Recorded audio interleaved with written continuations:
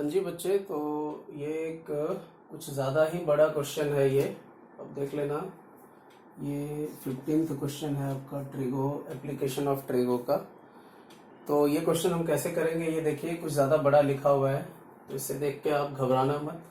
Question कह रहा है एक स्ट्रेट हाईवे है, leads to the foot of a tower. वो एक टावर के फुट की तरफ जा रहा है। तो देख लो आप, एक पहले टावर बना लिया, एक हाईवे बना देता हूं जो इसके फुट की तरफ डायरेक्ट हो रहा है। अब देखो इधर, a man standing at the top of the tower. इस टावर के ऊपर एक बंदा बैठा हुआ है और वो ऑब्जर्व कर रहा है। ऑब्जर्व्स अ कार, एक कार को देख रहा है। कार ऑब्वियसली कहाँ होगी, अभी इस हाईवे पे। तो उसे क्या कर रहा है, observes a car eight an angle of depression. तो एंगल ऑफ डिप्रेशन का क्या मतलब होता है, तो डिप्रेशन मतलब ऊपर से नीचे देखने को डिप्रेशन कहते हैं। मतलब ऐसे भी याद रख सकते हो कि जैसे कोई डिप्रेशन में ऊपर से कूद जाता है, तो मतलब ऊपर से नीचे आना, तो उसे कहते हैं एंगल ऑफ डिप्रेशन। तो एंगल ऑफ डिप्रेशन का मतलब, जैसे ध्यान से देखो आप, अगर ये कार यहाँ पे है, चांस दिख नहीं रहा है, ये कार यहाँ पे है, तो इस कार को जब हम यहाँ से ज्वाइन करेंगे, आपको लग रहा होगा कि यहाँ बंदा बैठा हुआ है अपनी आंख लेके। आंख की बात कर रहा हूं, देखेगा तो आंख से है ना, तो आंख की बात। तो ये अगर बंदा यहाँ देख रहा है तो आपको लग रहा होगा इस एंगल को एंगल ऑफ डिप्रेशन कहेंगे, एंगल ऑफ डिप्रेशन। लेकिन पता है ये एंगल ऑफ डिप्रेशन होता ही नहीं है, तो ये ध्यान रखेंगे। गलती से कभी कभी हम ऐसी चीजें कर देते हैं। आपको एंगल ऑफ डिप्रेशन जो बताना है, वो एंगल ऑफ डिप्रेशन जो यहाँ कंसिडर होता है वो ये होता है। आप क्या करो, एक पैरेलल लाइन ड्रॉ कर लो। आप चाहो तो डॉटेड ड्रॉ कर लो, नहीं तो आप दिखा भी दो ऐसे। ये एक पैरेलल लाइन ड्रॉ कर लिया हमने, पैरेलल टू दिस। अब आप देखो, this angle is called angle of depression. इस पॉइंट का एंगल ऑफ डिप्रेशन, यहां से इस पॉइंट का एंगल ऑफ डिप्रेशन ये कहलाएगा। तो ये ध्यान रखना। अगर मान लो ये कार यहां पहुंच जाती है, तो अगर मैं पूछूं इसका एंगल ऑफ डिप्रेशन क्या होगा, तो इसका एंगल ऑफ डिप्रेशन यहां तक होगा, यहां तक। और यहाँ पे एक बेसिक यहीं पे समझते चलिए। अगर आपको कह रहा है ये कि एंगल ऑफ डिप्रेशन इसका 30 डिग्री है, तो ये देखो पैरेलल लाइंस है, और पैरेलल लाइन में आपको पता है कि इसे हम कहते हैं ट्रांसवर्सल। कैसे भी हो सकता है ट्रांसवर्सल, और ये Z जब बन जाता है तो वैसे भी समझ में आ जाता है। तो अगर ये आपको 30 दिया हुआ है तो ऑब्वियसली ये भी 30 हो जाएगा। तो आप ये बेसिक समझ गए। अब हम डायरेक्ट यूज करेंगे ऐसे। तो क्या क्या लिखा हुआ है कि वो एक बंदा है जो एक कार को ऑब्जर्व करता है जिसका एंगल ऑफ डिप्रेशन 30 डिग्री है। तो देखो इसका एंगल ऑफ डिप्रेशन 30 डिग्री है, तो ये 30 तो ये भी 30। Which is approaching the foot of the tower with a uniform speed. और ये कार जो है कि यूनिफॉर्म स्पीड में चल रही है, सेम रेट पे एक्सेलरेट हो रही है। एक्सेलरेट नहीं हो रही है, मतलब वो सेम स्पीड पे अभी चल रही है वो। 6 सेकेंड लेटर, 6 सेकेंड बाद गाड़ी कहीं और चली जाती है। तो मान लो यहां से यहां आ गई गाड़ी। अब कह रहा है जब यहां आता है तो angle of depression of car is found to be 60 degree. तो उसका जो एंगल ऑफ डिप्रेशन है वो हो जाता है इसका 60 डिग्री। तो 60 कहां दिखाएंगे, ये टोटल एंगल 60 होगा यहां से यहां तक। तो ये भी हो जाएगा आपका 60 डिग्री। अब कह रहा है find the time taken by the car. ये कार को, अब आपको ने देख लिया है कि यहां से यहां जाने में 6 सेकेंड लगता है। यहां लगा देता हूं, ये डिस्टेंस ट्रेवल करने में 6 सेकेंड लगा इसे। यहां 6 सेकेंड इसलिए नहीं लिखा कि आप उसे 6 ले लेते हो और बाद में से ऐड करके इसको आप 6 मीटर वगैरह आप मेजर कर लेते हैं, इसीलिए इसको अलग लिखना, ये कंफ्यूजन होने का डर रहता है। तो हमने क्वेश्चन समझ लिया और इस डिस्टेंस को ट्रेवल करने में 6 सेकेंड लगा, ये हम समझ गए। अब आइए आप, हमें क्या कह रहा है कि find the time taken by the car to reach the foot of the tower. अब कार यहां आने में तो 6 सेकेंड लगा इसे, लेकिन इस कार को यहां से फुट ऑफ द टावर तक जाने में कितना टाइम लगेगा, ये हमें फाइंड आउट करना है। तो चलिए स्टार्ट करते हैं। ये भी एक इंपॉर्टेंट क्वेश्चन है। तो यहां दिख रहा है आपको, ओके। तो देखिए अभी हमने लास्ट क्लास में सीख ही लिया कि हमें दो ट्रायंगल जब गिवन हो तो tan निकालते हैं। तो चलो tan थीटा निकालते हैं।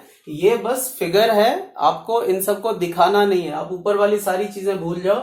आपको दो राइट ट्रायंगल यहाँ पे दिख रहा है। एक ट्रायंगल है आपका ये ए है ABC और दूसरा राइट ट्रायंगल है ABD। दो राइट ट्रायंगल ढूंढ लिया हमने।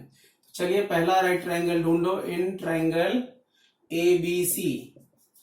ABC इस ट्रायंगल में हम क्या लेंगे tan 60। तो लो आप tan 60 degree is equal to क्या हो जाएगा, और इधर लिख देता हूं स्पेस आ जाएगा। tan 60 degree is equal to होता है परपेंडिकुलर बाय बेस। तो tan इसका परपेंडिकुलर AB है और बेस इसका BC है। तो इसका परपेंडिकुलर जो होगा वो AB होगा और इसका जो बेस होगा वो BC होगा। अच्छा एक और चीज, आपको कहीं जो है परपेंडिकुलर और बेस के बदले में side opposite to equal angle का कॉन्सेप्ट भी स्कूल टीचर आपको कराएंगे। जैसे परपेंडिकुलर एंड बेस का कोई लॉजिक नहीं, कभी कभी आप देखोगे एनसीईआरटी में भी मेंशन नहीं होता है। तो आप क्या करेंगे, बाय डिफॉल्ट हम इसे ले तो सकते हैं, लेकिन आप कहीं कहीं लिखा होगा, जैसे इस साइड को हम बोलते हैं angle opposite to side opposite to जो भी गिवन एंगल है आपको, तो ये वाला कॉन्सेप्ट लिखा रहता है। तो आप देख लेना, कोई जरूरी नहीं है, इससे भी मार्क्स कटते नहीं है। लेकिन अगर आप जब तक स्कूल के एग्जाम दे रहे हो तो कोशिश करना कि यही चीजें आप लिख लो जो स्कूल टीचर आपको जिस तरीके से कराए, वरना ये भी कोई प्रॉब्लम वाली बात नहीं है। क्योंकि स्कूल टीचर भी अगर कुछ कराता है तो वो कर लिया करो, मार्क्स जो है थोड़े मिल जाते हैं उसमें। ये मार्क्स ओरिएंटेड बातें कर रहा हूं मैं, कॉन्सेप्ट के को तो इससे कोई मतलब ही नहीं है। चलिए tan 60 is equal to AB by, ये आ गया आपका AB by BC perpendicular by base. अब दूसरा ट्राइंगल कौन सा लेना है, ABD राइट ट्राइंगल लेना है। कभी ये मत ले लेना ACD, क्योंकि ये राइट ट्राइंगल है ही नहीं, तो ये नहीं लेंगे आप। ABC लिया हमने तो क्या हो जाएगा, अगेन इन ट्राइंगल हमने फिर से ले लिया इस ट्राइंगल में, इन ट्राइंगल ABD। तो हमने, अच्छा इसको सॉल्व भी तो करना है भाई, अभी एक सेकंड रुक जाओ, बातों में बात निकल गई, इधर कर लेता हूं। अब कौन सा है दूसरा ट्राइंगल, हमने कौन सा लिया ABD। तो इन ट्राइंगल ABD, अब इसमें क्या है tan 30, इसमें ले लिया हमने tan 30 degree is equal to again P by B करेंगे हम। इसका भी परपेंडिकुलर AB ही है। परपेंडिकुलर कौन, एंगल के सामने वाली साइड को परपेंडिकुलर कहते हैं जो हम कंसिडर कर रहे हैं। और इसका बेस टोटल ये हो गया, अब क्योंकि ये टोटल इस बड़े ट्रायंगल का जो बेस है वो BD है, तो ये BD हो गया इसका बेस और इसका परपेंडिकुलर ये हो गया। अब क्या करेंगे, बस इसकी वैल्यू पुट करो। tan 60 होता है आपको √3, इधर AB बाई BC रखो आप।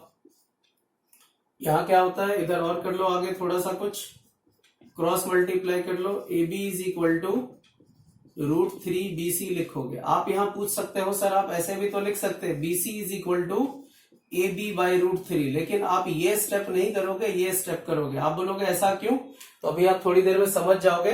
देखो AB लिखने के पीछे रीजन क्या है, अभी थोड़ी देर में समझाऊंगा, तो आपको भी ये ध्यान रखना है। उसके बाद क्या है, tan 30 जो है 1 बाई √3 हुआ आपका, और इधर कितना हो गया AB बाय BD। इसे भी आप क्रॉस मल्टीप्लाई कर लो तो क्या होगा, √3 AB is equal to BD। हमें फाइनली एक तरफ AB ही रखना है, तो उधर जाके ये BD बाई √3 आ जाएगा। अब आपको समझाता हूं हमने AB रखा क्यों, क्लियर हो जाएगा आपको। ये कितना आ गया BD, तो AB ही रखना है। अब इसके पीछे रीजन समझना आप, ये इक्वेशन 1 है, इक्वेशन 2 है। अगर मैं यहां इस दोनों इक्वेशन को देखूं from 1 and 2, from equation 1 and 2, दोनों इक्वेशन को देखो आप, तो क्या दिख रहा है, दोनों का वन साइड सेम है, AB इक्वल है। तो जब LHS कोई भी एक साइड इक्वल होता है तो दूसरे साइड को भी हम इक्वेट कर देते हैं। तो आप बोलोगे इससे क्या मतलब है, अभी और समझ में आ जाएगा। तो इसका RHS क्या है, √3 बाई BC, और इसका RHS क्या है, इसका है सॉरी गलत लिख लिया क्या, √3 BC है ये √3 BC है, और इधर क्या है BD अपॉन में √3 ये आएगा जब, क्योंकि ये दोनों का LHS AB है। अब देखो ध्यान से, इस दोनों को जब हमने लिखा तो यहां से AB गायब हो गया, यही करने के लिए मैंने ये किया है। अब AB गायब क्यों किया ये समझना, क्योंकि AB is height of the tower, but question doesn't ask about the height of the tower. अब ध्यान से देखना, ये हाइट की बात ही नहीं कर रहा है, इसे निकालना क्या है, इसको बस ये डिस्टेंस को ट्रेवल करने के लिए आपको वो टाइम चाहिए, मतलब इसकी कोई जरूरत नहीं है। तो हमने उस चीज को हटाया यहां से, वरना हम उन चीज के जो निकालना है मुझे वहां तक हम पहुंच नहीं पाते। तो ये ध्यान रखना है आपको कि जो चीज आपको चाहिए वो चीजें बचा के रखनी है, बाकी सारी चीजों को आप एलिमिनेट करते चले जाओगे। तो नाउ ध्यान से देखिए आप, इसको फर्दर हम इसे सॉल्व कर देंगे। दिख रहा है क्या आपको? हाँ दिख रहा है, ओके। अब मैं यहां सॉल्व कर देता हूं इधर, या ऊपर मिटा ही दूं। ये तो आप लिख ही लिया है ना, तो इसे मिटा देता हूं मैं। स्क्रीनशॉट चाहिए तो आप ले लो आप इसकी। चलिए तो मैं इधर मिटा देता हूं आपको ऊपर। फाइनली ये हमारा आ गया है यहां तक। अब देखो आप, कितना आ गया। चलो देखो इधर हमारे पास फाइनली ये आ गया है। ये हमारे पास है, लिख देता हूं एक बार, फिर सॉल्व करता हूं। √3BC is equal to BD upon में √3। अब इसका इमीडिएट क्या करेंगे, जिसके नीचे कुछ नहीं 1 और क्रॉस मल्टीप्लाई कर देंगे हम। तो पहले किधर भी कर लो आप। तो √3 इधर आ गया, √3 से जब इसको मल्टीप्लाई करेंगे तो क्या हो जाएगा, √3 3 हो जाएगा और BC एज इट इज आ जाएगा क्रॉस मल्टीप्लाई करने पे। अंडरस्टैंड हो गया होगा। जब इसको हम करेंगे मल्टीप्लाई तो √3 से √3 3 और BC एज इट इज आ जाता है। तो ये आपको पता ही है। चलिए अब आगे देखिए आप क्या करेंगे। अब ये आ गया 3BC इज इक्वल टू, इधर आ गया आपका BD इंटू 1, तो BD ही रह जाएगा, क्रॉस मल्टीप्लाई किया। अब ध्यान से देखना, हमारा क्या आ गया, BD is equal to 3BC। अब ये BD है कहां वो देख लो आप। BD इसको थोड़ा सा आप चाहो तो ऐसे, या चलो यहां भी रहने दो। अब देखो BD कहां है, अब ध्यान से देखना आप, यहां मेन समझना। BD ये डिस्टेंस है, BD ये टोटल है, और BD कितना है, तो BD हमने निकाला है, BD 3BC है। मतलब ये टोटल जो है 3BC है। और ये क्या है, ये इतना डिस्टेंस, ये देखो ये ऑलरेडी BC है। ये टोटल 3BC है, ये टोटल 3BC है, और ये खुद अकेला ही ये ऑलरेडी BC है। तो अब इसको अब ऐसे समझिए कि हमें करना क्या है यहाँ पे। तो यहां निकाल देता हूं मैं। जैसे देखो, अगर मैं यहां लिखना चाहूं तो क्या लिख सकता हूं BD को। BD इज इक्वल टू क्या लिख सकता हूं, देखो BD इज इक्वल टू, ये BD जो टोटल है उसको क्या लिख सकता हूं, इस BD को DC प्लस BC लिख सकता हूं। This plus this is equal to total BD। तो BD इज इक्वल टू को हम लिख सकते हैं DC प्लस BC, या CD, कुछ भी लिख लो आप। इसे हम DC प्लस BC कुछ भी लिख सकते हैं, इधर CB बोलो BC बोलो। अब ध्यान से देखिए, BD हमने निकाला हुआ है। BD कितना आया हुआ है, BD जो है वो 3BC है, इसकी जगह हम लिख देंगे 3BC। DC हमें पता नहीं है, तो उसी को हमें निकालना है। अभी क्यों निकालना है समझ में आ जाएगा। DC को DC रख लो, मेन ये डिस्टेंस निकाल रहा हूं मैं। और BC जो है ये तो BC ही रहेगा।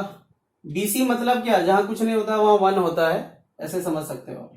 अब देखो DC हमने इधर रख लिया, इधर जाके क्या हो जाएगा 3BC, तो ये था, ये BC जब इधर आएगा LHS में इधर, तो क्या हो जाएगा, माइनस का हो जाएगा, तो माइनस का BC।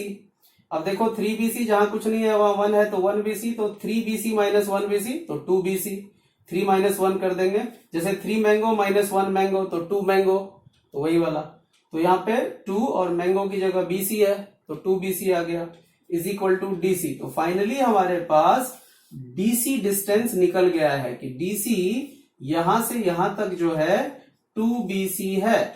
ये जो DC डिस्टेंस है वो कितना है, 2BC है।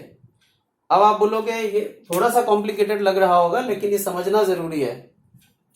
अब आ जाइए आप, अब आपका फाइनल सॉल्यूशन पे पहुंच गए। अब देखो, आपको पता है कि इस डिस्टेंस को ट्रेवल करने में कितना टाइम लगा था, 6 सेकेंड। तो देखो ये डिस्टेंस हो गया और ये टाइम हो गया, डिस्टेंस और टाइम हो गया आपका। ये 2BC और 2BC ट्रेवल करने में आपको 6 सेकेंड लगा। और इधर देखो ये कितना है, ये खुद ही BC है, तो BC मतलब क्या, 1BC। तो यहां से यहां तक का जो डिस्टेंस है वो 1BC है ये। तो अब ध्यान से देखो, अगर 2BC करने में 6 सेकेंड लगा तो 1BC करने में क्या, सीधा आधा सेकेंड लगेगा, टाइम आधा हो जाएगा। वैसे आप यहां भी कर सकते हो। देखो इधर, to cover 2BC distance 6 second is required, 6 second लगा उसको, सेकेंड लिख ही देता हूं, 6 सेकेंड इज रिक्वायर्ड। अगर उसको, या टेकन लिख लो, 6 सेकेंड इज टेकन, 6 सेकेंड लगा आपको 2 BC डिस्टेंस जाने में 6 सेकेंड लगा, तो वही टू कवर 1 BC डिस्टेंस, इसका आधा कर दिया तो इधर भी आधा हो जाएगा भाई। तो वैसे भी यूनिटरी मेथड में पता है कि ये ऊपर लिखते हैं और ये वाला नंबर नीचे लिख देते हैं, तो 2 आ गया, तो 6/2 कर दिया हमने, तो कितना आ गया, इतना सेकेंड लगेगा आपको, लिया जाएगा, लिख ही दो, इतना सेकेंड इज टेकन, ठीक है। 1 BC के लिए 6/2, तो कट के कितना आ गया, 3 सेकेंड, तो इज इक्वल टू 3 सेकेंड जो है वो 1 BC डिस्टेंस को ट्रेवल करने में लगेगा। तो देखो 1 BC डिस्टेंस क्या है, 1 BC डिस्टेंस ये है, मतलब कार को यहां से यहां जाने में 3 सेकेंड लगने वाला है। तो आई होप ये समझ गए होगे, थोड़ा सा कॉम्प्लेक्स है, अंडरस्टैंडिंग करना कॉम्प्लेक्स है, क्योंकि बिना अंडरस्टैंड करे अगर आप कोई क्वेश्चन करते हो तो कोई बेनिफिट भी नहीं होता है। तो आप इसे अंडरस्टैंड कर लिया होगा, आई होप। आप एक बार स्क्रीनशॉट ले लो, फिर भी कुछ डाउट आ जाए तो आप पूछ लेना।